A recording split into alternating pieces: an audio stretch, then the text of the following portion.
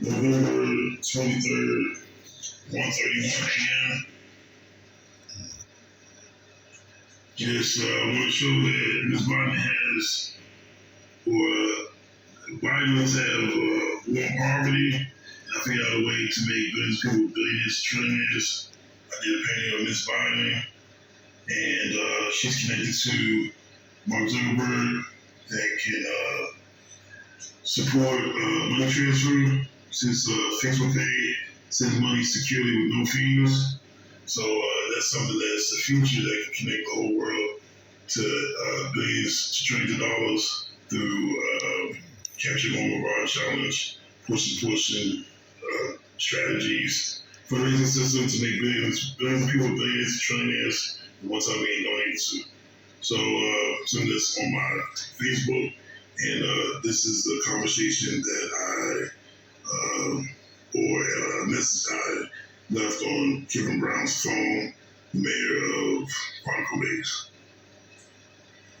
And the reason why I'm talking like this is because being ain't something they're trying to harass.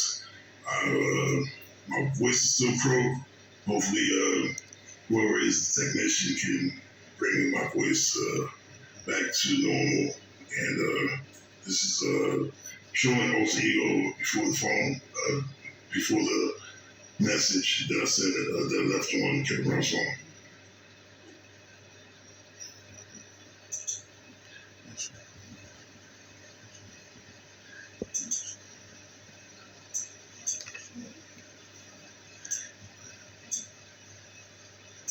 Hi guys, you guys follow me around? So let's start. This is the alter ego's domain. These masterminds are controlling everything that we saw on the alter ego stage. When we say that they're backstage singing, they're actually in this back area with the really cool mocap suits on. This is the big alter ego set stage.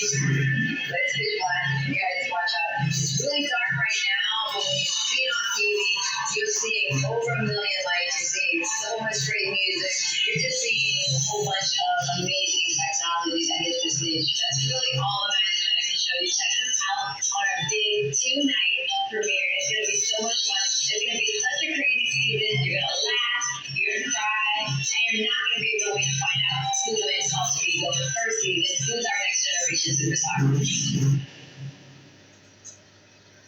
What's up? This is Will I Am, and this fall, Fox reinvents the singing competition. Join me for a look behind the scenes of Alter Ego. Nick, can you explain the technology for me? I cannot. The technology behind this show is truly revolutionary. It's taking a real stage with life and releasing it into the actual virtual world. They won't perform as themselves. They'll be given a chance to transform into next generation of superstars. You put on a bodysuit, which is really tight and leaves nothing to the imagination. So you'll start there, I'll meet you there. The technology in the show is thoroughly amazing.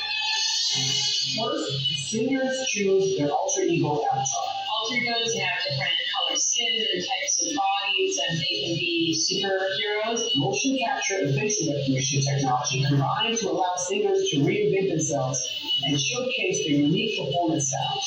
Were your tattoos moving? During the performance, like, whoa! Tattoos have come a long way since I got one. Let's say that. Using cutting-edge technology and augmented reality, singers' alter egos are transported to the lens onto the real-world stage. Yep, in front of us. All of my actions and my voice will be duplicated by my journey, my alter ego, out on the stage in front of the judges. Stuff happened kind of led to some physical limitations for me. My alter ego can do more than I can. Tune in for a special 2-night premiere of Alter Ego where dreams become reality, like never before.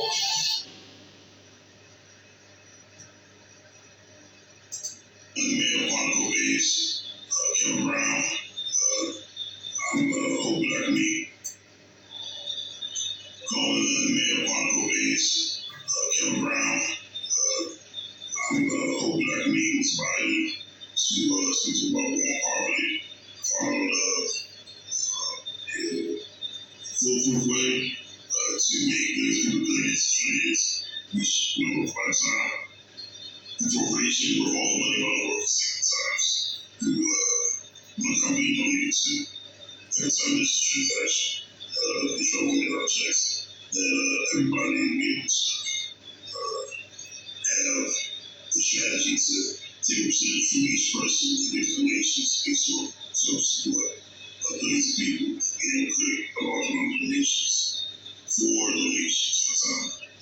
History, those people get to make $1 trillion exchange, working for donations and having their money work for them like investors. So, call me Kevin Brown. Yeah, market base. Split percentage, kickback makes people that receive donations investors. So they continue to give, so everybody constantly each other does. So everybody comes out and gives $1 billion to people, millions, trillions of dollars for those people, billions of dollars, $100 for those people, and it's trillions.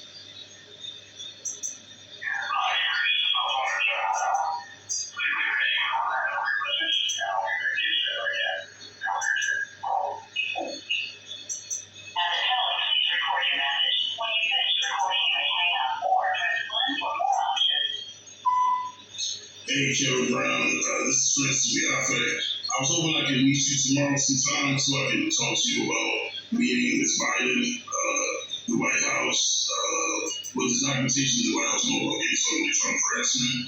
And I'm trying to use my story to end poverty. And Ms. Biden has campaigned about war on poverty.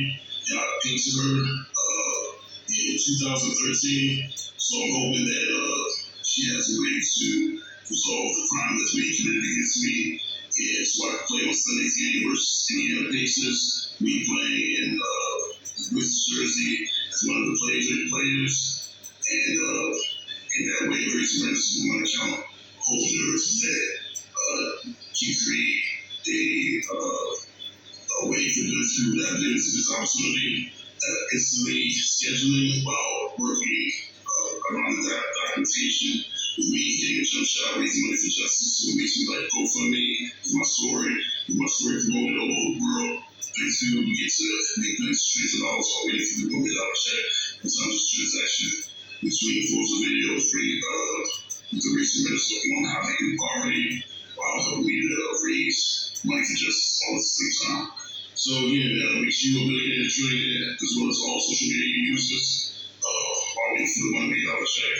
It helps me to get $1 more for those people that help contribute to my life challenge to help me to raise money for justice. Proving case through NBA, NFL, Major League Baseball, the entertainment that has a mass following. So I have different people using my relative distance through the gates of the electronic harassment and technology.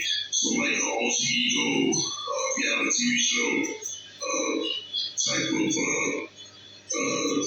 scenario, but I'm really implementing it now. I should implement, and I'm trying to still do my reality TV show documentary. It's definitely going to be a movie about my story and using alter ego to get the reality TV show to pick my story up once the proven case is documented into the news. So call me back anytime.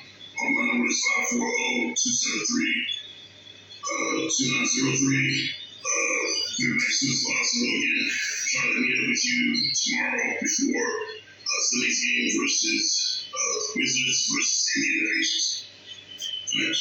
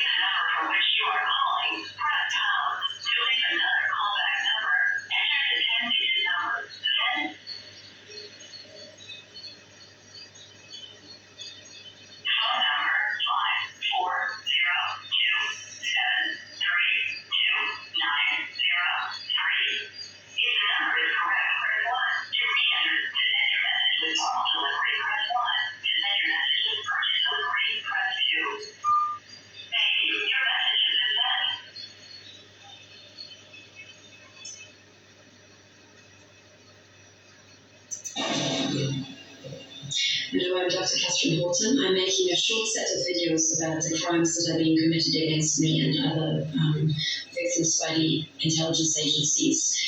And what I thought I'll do for that is I'll split my testimony into several separate videos. So you can select which of the videos you'd like to watch, what information you'd like to access. And what I'm also going to do is I'm going to make my statement under oath. And the idea is that if you're a victim and would like to use an expert testimony or the testimony of another victim in court, you should be able to use these videos. So I'm using the English oath as it conforms with the Oath Act 1978.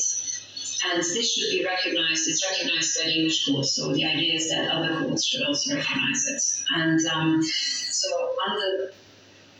my sworn testimony I can be bound by, and it's to the best of my knowledge. What I'm going to use is the witness affirmation. There are two versions of the oath. One of them is the religious oath in the UK courts, but you can also use the neutral witness affirmation if you're an atheist or you just want to have the neutral oath. The two are exactly identical. One is not better or stronger than the other. You're equally bound to say the truth, in a court of law under both. So I'm using the witness affirmation. You can Google that. As prescribed by the Oath Act 1978, which is still binding in the UK courts. So, I do solemnly, sincerely, and truly declare and affirm that the evidence I shall give shall be the truth, the whole truth, and nothing but the truth. So, as I said, I'm Dr. Catherine Horton. I was born in Transylvania, which is part of Romania. My parents are ethnic Hungarians and Germans. In the mid-1980s, we fled communist Romania to Germany. I completed my entire school career in Germany. And I skipped year 9 on merit, came top of my year, which allowed me to go to Oxford to study physics. So between the years 2000 and 2004, I was at Hartford College in Oxford.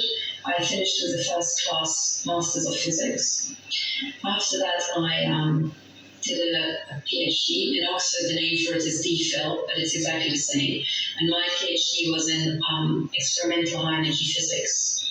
After that, I became a fellow, a research fellow at St. John's College, Oxford, and I was there between the years 2008 and 2012.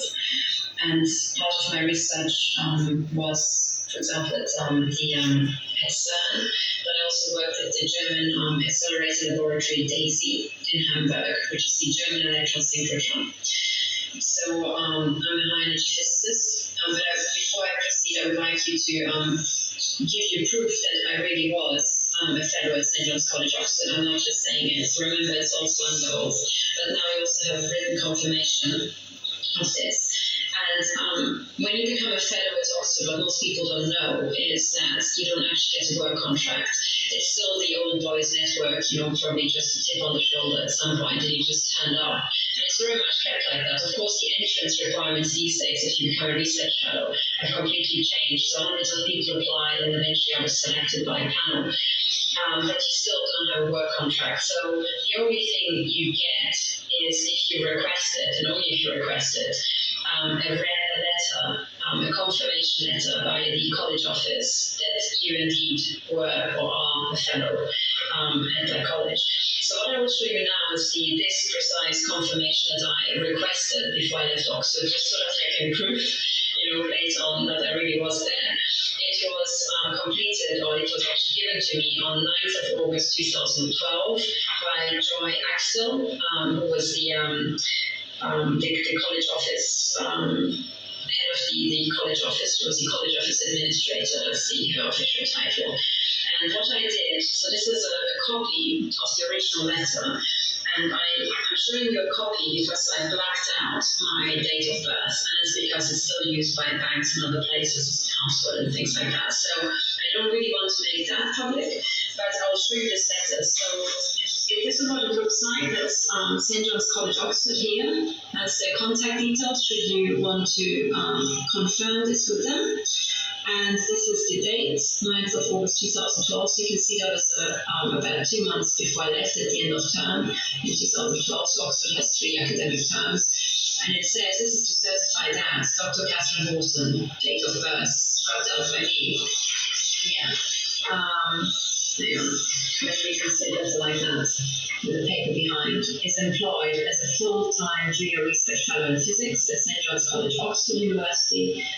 St. John's College, University of Oxford for the period, can you read that? 1st of October 2008 to 30th September 2012. St. John's College, signed Joy Axel.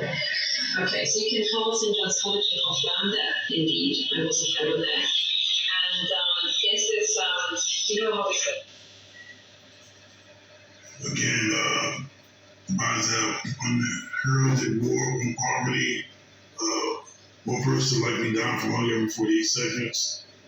And President Joe Biden's war on poverty is around the fast. So that's why I called Kevin Brown, mayor of Quantico Marine Base, hoping I can get a meeting with Ms. Biden. As Catherine Horton explaining, he's talking electronic harassment, microchip technology, more neural monitoring bases for targeted individuals.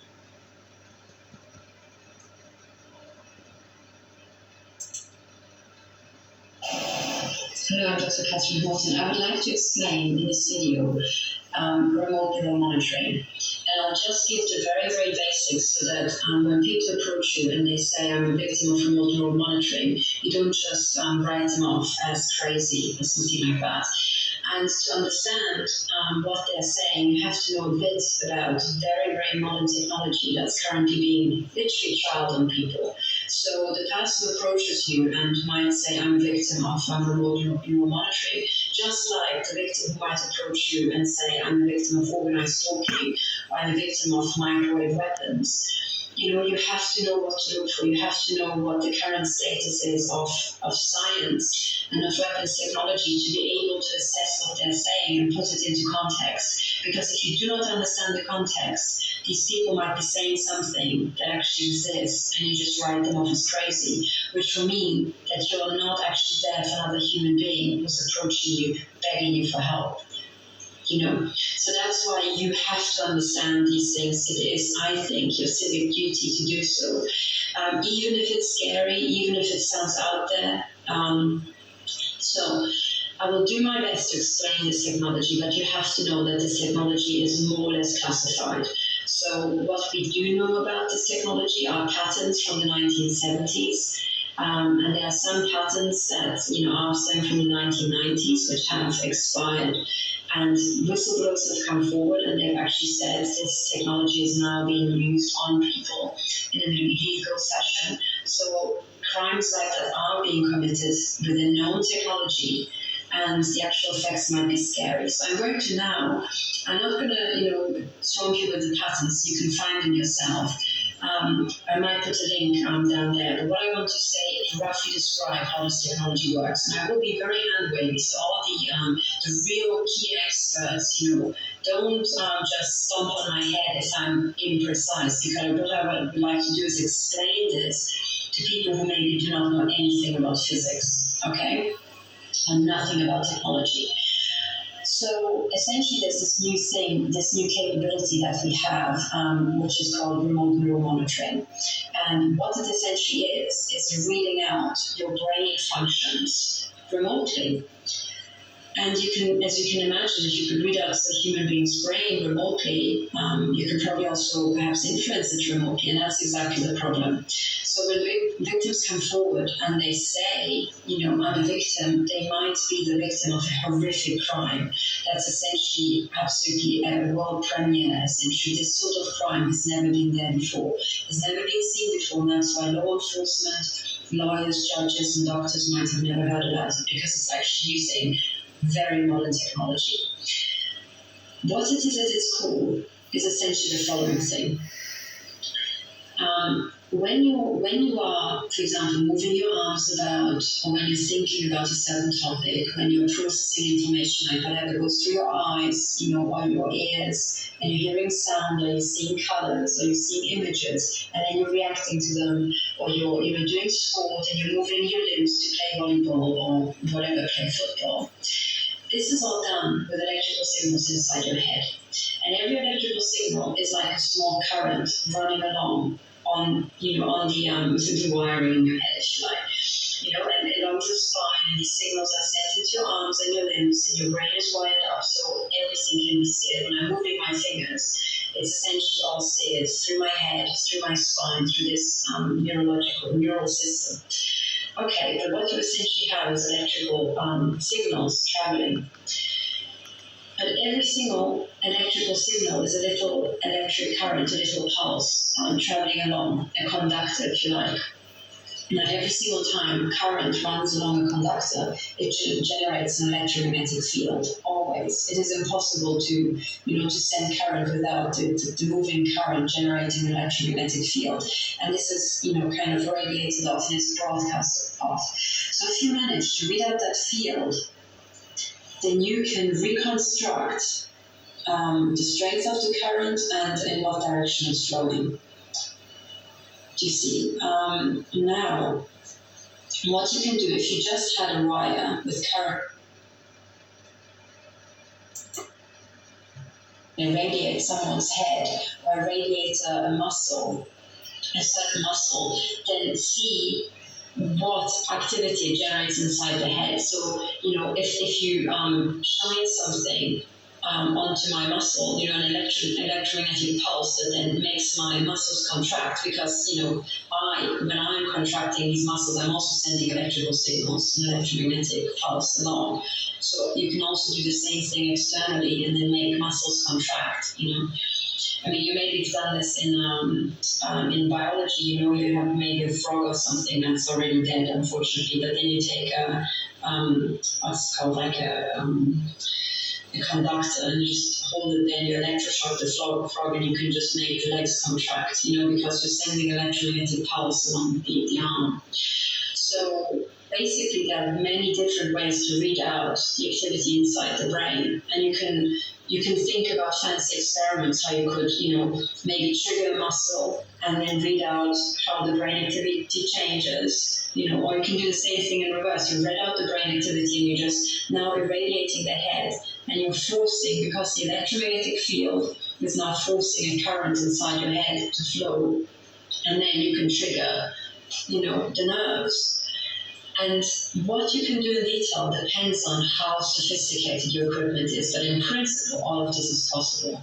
So if someone approaches you and says, my limbs are being moved remotely, it could be two things. It could be someone just sent an electromagnetic pulse and shot it into their muscles, and then their muscles and their nerves reacting to this electromagnetic pulse, and they're suddenly reading out. It's the same as if the brain had sent the signal, but instead the signal is external. So you can make literally people's muscles jerk by just sending electromagnetic pulses of the right frequency, shoot them into their arms so as it triggers their nerves, and that can be done. So when people say, my limbs are being moved, do not assume, they're crazy, or there's this new disease that now everybody thinks that their limbs are being moved remotely. No, just think, hang on, we are now in an era where it's all electromagnetic signals, electromagnetic pulses everywhere, Wi-Fi and mobile phones, and it's all electromagnetic signals. So perhaps what this person is talking about is that they're being, maybe harassed or bothered by someone following them around and shooting an electromagnetic pulse into the arm for harassment and moving the arm, because that is possible. So this would be remote, muscle control, essentially, muscle pulsing, as I call it. That is entirely possible. And then there's much more insidious ways. And, as you can imagine, the military and the intelligence agencies have got access to the cutting edge stuff. So, they will have access to this thing where you don't even have to have sensors on someone's brain to read out their brain print. And with brain print, I mean this very individual signature that your brain will generate, because the way the connections are running inside your head, that is grown organically, so it will be unique to you, and you will have made connections, and you would have learned as a baby to move your limbs. You know how when a baby is born, at first they're kind of cute and funny because they want to touch their face and hit themselves on the face and stuff like that. Well, that is the brain learning how to actually handle the different limbs and the fingers. Because, when a baby is growing as a fetus, eventually this kind of like the brain starts firing signals and the baby starts kicking, And actually a baby kicking inside a mother, as unpleasant as that might be, is actually a good sign because it means its brain is now firing up. It's starting already to learn how to move around.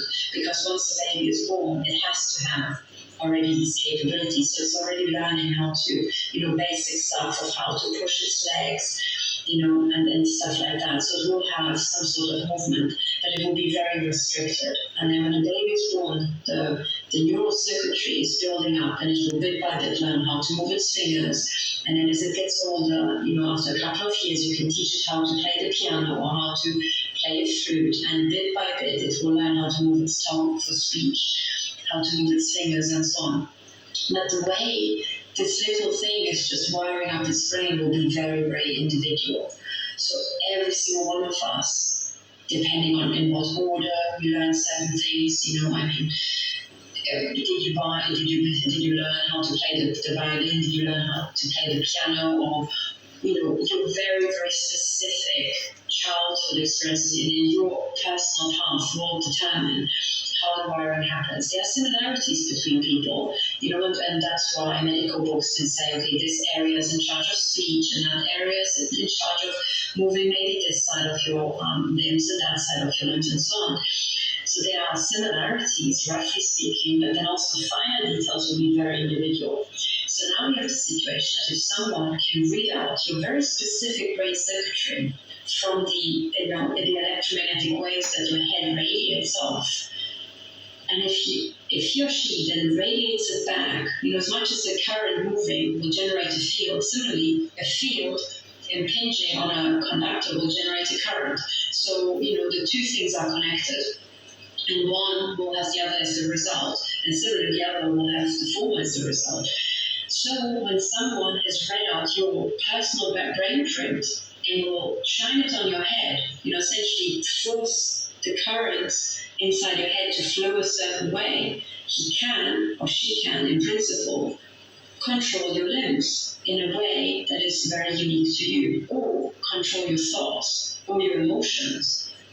And to me, it sounds sci-fi, but then again, so many other things sounded sci-fi before. The car sounded sci-fi in the days when we only had horse carriages. The computer sounded sci-fi in the days when we only had typewriters, And mobile phones sounded just so sci-fi just a couple of years before, when mobile phones were either this big or, we only had wired telephones, and, people just thought, what, you're telling me that one day they will be like, yeah, a satellite system, an entire freaking satellite system there just for you, just so that you can send each other, WhatsApp messages over like a little device. Yeah, right. But then again, it is, so sounded sci-fi before, but now it's not. And similarly, this is now, if people are being attacked or tested upon with military technology, then of course it will be classified, of course it will be ahead of what you know. That's just what you expect, right? The military is not going to test equipment from the 1970s, right? Because you know how that works. Okay, so they're not going to bother with that. If they test anything on people, it will be new stuff, so stuff you haven't heard about. So I'm telling you that now the scientific development is such that, we can read out the electrical signals from the brain, and we can force the current inside the brain to flow a certain way based on these signals by just sending the signals back. And this means, because depending on what you want to do, it could be very similar between people. So if you just want to make their limbs or one side of their body jerk around, then it's very easy because you radiate the other side of their skull. So this brain hemisphere is in charge of that side of your body, and this brain hemisphere is in charge of this side of your body. So if you just want to say left or right, then this will be very common to all human beings. And if you just irradiate, the left-hand side of any human being, you will be moving the right. Okay, but then there are other things like thoughts and feelings, which might again have similarities between human beings, but might also be quite specific. So, you see that the more detailed you would like to get, the more you need very, very detailed, very sensitive sensors to read out brain print, and very, very good computers and very high processing power. So then, kind of demodulate the signal that you're getting and make sense of it, because so many things will be overlaid. But now the processing power seems to be there. And if you read out one signal, once in 5 minutes, and you say you've got a week to just send it to an entire server farm, then you might be able to deconstruct it. So after a week, you can send the signal back and suddenly steer a human being. Do you see? So it's all dependent on the sensitivity of our electromagnetic field sensors and our processing power. And both of these capabilities have just exploded exponentially. I mean, processing power for sure, but also the sensitivity, So then, if people say, my limbs are being controlled, it could be because they are being pulsed externally, and pulse being shot through their window or maybe even their wall, that then suddenly jerks their limbs or makes their muscles cramp, And then you have to think, okay, this person, if it's not a neurological disease, then this person most likely is probably being tested upon, or fired at with this technology. And when they say, oh, I've got the feeling that, my thoughts are being read out, or my speech, there's something called subvocal speech, and some of it is just generated in your head, but sometimes, for example, when you're typing your password, you kind of say, let's say your password is banana, don't pick banana, because, everybody picks banana, so pick a safe password, and let's say it's banana. And then, when you actually, before you type it and see what's my password, you will internally already think, oh, banana. And then when you're typing it out, you might almost like move your lips. If you're not moving your lips, you might, without noticing, actually pass air through your vocal cords without making an audible sound that you would say, inside. And your tongue might move, and your vocal cords might actually resonate, just like as if you said it out loud, but just much weaker, so you don't make an audible sound. Then if, say, you could irradiate your thyroid